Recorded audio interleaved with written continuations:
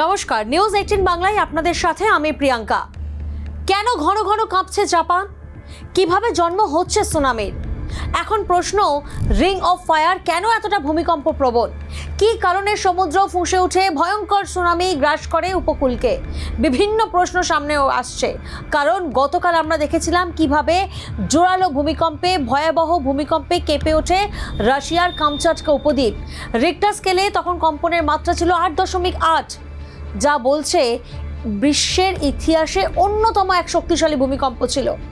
কম্পনের জেরে রাশিয়ার পূর্ব উপকূলীয় শহর সেভেরো কুরিলসকে আছড়ে পড়ে 4 মিটার উঁচু সুনামির ঢেউ।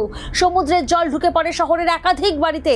আর যে ভিডিওগুলো ভাইরাল হচ্ছে, সেই ভিডিওতে দেখা যাচ্ছে কিভাবে তাসের ঘরের মতন ঘরবাড়ি ভেঙে পড়ছে, কিভাবে হেলে যাচ্ছে, জিনিসপত্র পড়ে যাচ্ছে। কেন এরকম হচ্ছে? কেন বারবার এত ভূমিকম্প হয় এখানে?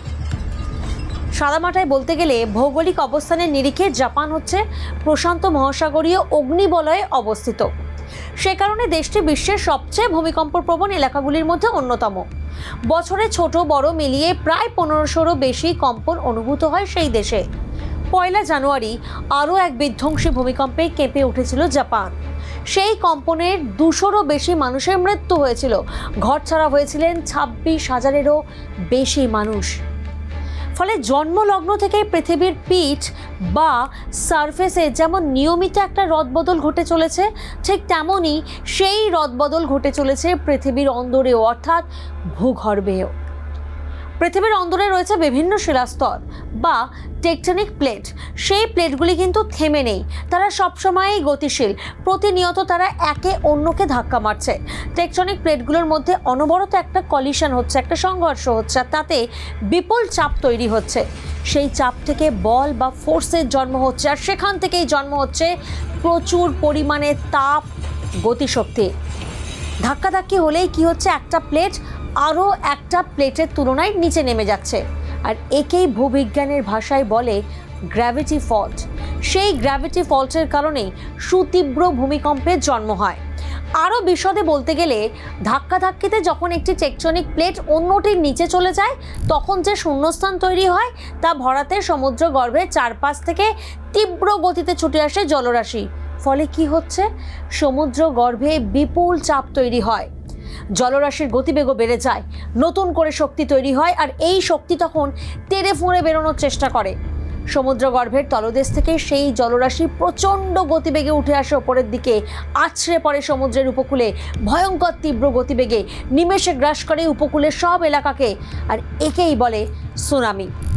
সমুদ্র গর্ভে ভূমিকম্প হলেই সুনামির জন্ম হয়। এখন প্রশ্ন, রিং অফ ফায়ার কেন ভূমিকম্প প্রবণ? প্রশান্ত মহাসাগরের রিং অফ ফায়ার জোনে সবসময় বড় বড় সাবডাকশন জোন তৈরি হতে থাকে, আর সেই সবগুলি অ্যাক্টিভ সাবডাকশন জোন। তার ফলে এখনও পর্যন্ত ভয়াবহ সুনামিগুলির 85%ই হয়েছে প্রশান্ত মহাসাগরে। এই রিং অফ ফায়ারও হচ্ছে সেই অ্যাক্টিভ সাবডাকশন জোন। প্রশান্ত মহাসাগরের তলদেশে অনেকগুলি ছোট এবং বড় টেকটনিক প্লেট রয়েছে। সবচেয়ে বড়টির নাম প্যাসিফিক প্লেট, আর এই প্লেটই বিস্তীর্ণ এলাকা জুড়ে রয়েছে। আনুমানিক 4 থেকে 5 কোটি বর্গমাইল এলাকা জুড়ে রয়েছে এই প্লেট। এই প্যাসিফিক প্লেটের আশপাশেই রয়েছে অস্ট্রেলিয়ান প্লেট, নাজকা প্লেট এবং North American plate. Nazca plate আর নর্থ আমেরিকান প্লেটের মধ্যে রয়েছে আরও একটি ছোট প্লেট, যার নাম কোকোস প্লেট। এগুলো সবই কিন্তু কন্টিনেন্টাল প্লেট, আর এদের নেতা কে জানেন? Pacific plate. এই টেকটনিক প্লেটগুলো সবসময় নিজেদের মধ্যে ঝগড়া অশান্তি করছে, একে অপরকে ধাক্কা দিচ্ছে, একটা প্লেট অন্যটার নিচে ঢুকে যাচ্ছে। ফলে রিং অফ ফায়ার জোনে সবসময় একটা অস্থিরতা থাকছে এবং ছোট বড় কম্পন হয়েই চলেছে। তাই এই রিং অফ ফায়ারে যেসব দেশ রয়েছে সেগুলোই ভূমিকম্প প্রবণ। জাপানে এই কারণে ঘন ঘন ভূমিকম্প হয়, একদিনে 150টি হওয়া তাই আশ্চর্যের নয়। অর্থাৎ একদিনে এই জাপান দেখেছে 155 বার ভূমিকম্প। ভাবতে পারেন?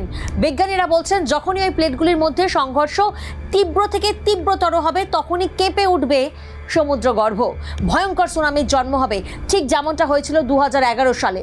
ফের একবার তেমনই কম্পন হচ্ছে সমুদ্রগর্ভে, আর তাই ফের সুনামির সতর্কতা জারি করা হয়েছে। কারণ গতকাল আমরা দেখেছি যেভাবে ভয়ঙ্কর এভাবে কম্পন অনুভূত হয়েছে যা বলা হচ্ছে এখনো পর্যন্ত বিশ্বের ইতিহাসে ষষ্ঠ শক্তিশালী ভূমিকম্প, কারণ রিক্টার স্কেলের মাত্রা ছিল 8.8 এবং সেখান থেকেই কিন্তু জন্ম নিয়েছে সুনামির সতর্কবার্তা।